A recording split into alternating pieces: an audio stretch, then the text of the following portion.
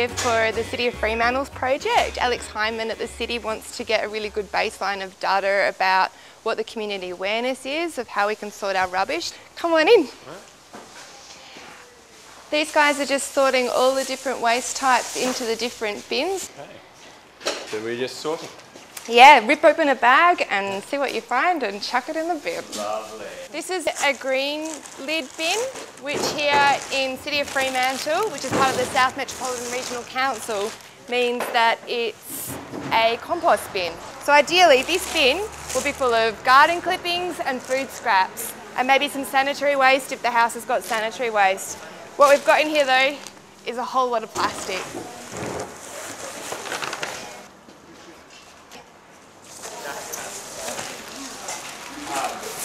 This household's doing what many of us do, which is wrap all of their waste into old plastic bags that they've collected at the shops.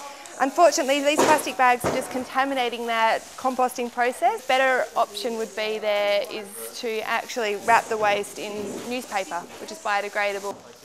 Yeah, so that one we're actually putting into plastic because inside the Tetra Pak, that's actually plastic, cardboard and foil lined. So you've got 3 different types of materials there that don't make any sense for recovering the resources for afterwards. So we're going to put those in the plastic today.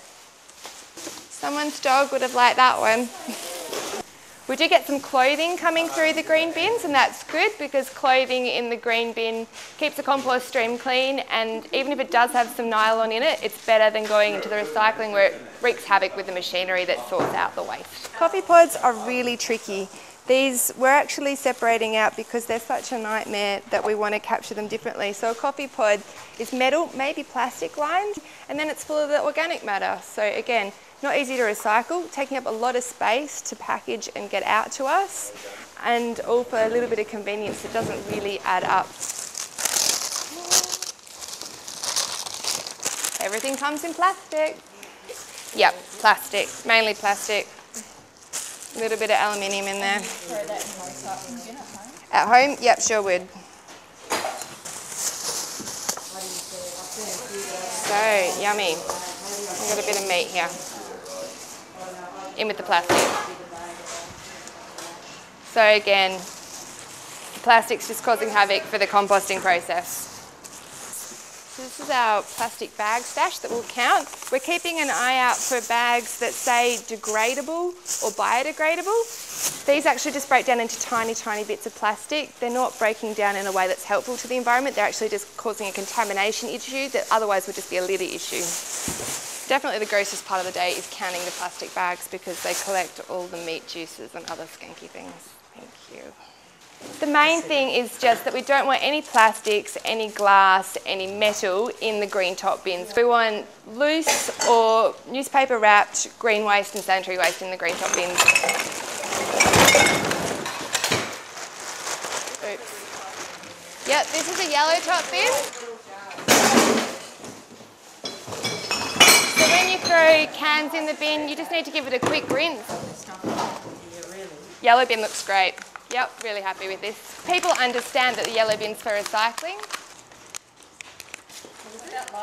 A party candle. Light globe, so that's an incandescent light globe or a halogen light globe. So that one we're going to put in the glass. CFLs are much more efficient than our old style halogens and incandescents. They save us a lot of energy, but they also carry a great health risk. These are full of mercury. If this breaks, we'd have to evacuate the room.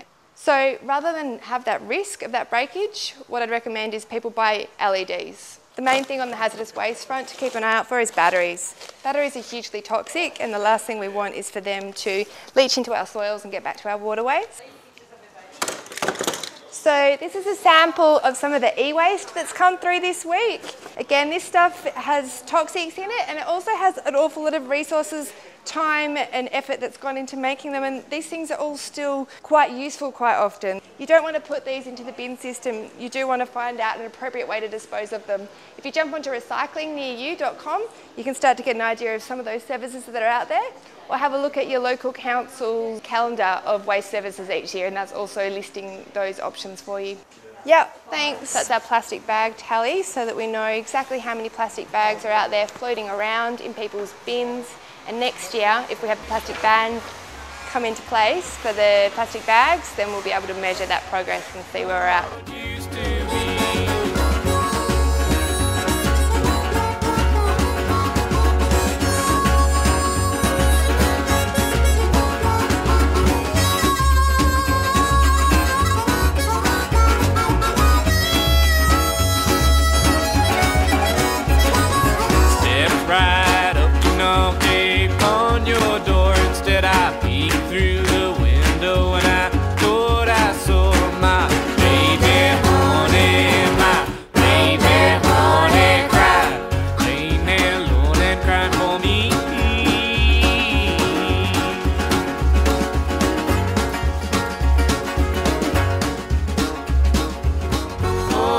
Got me on my knees, I'm crying back to what used to be. Morning, you got me on my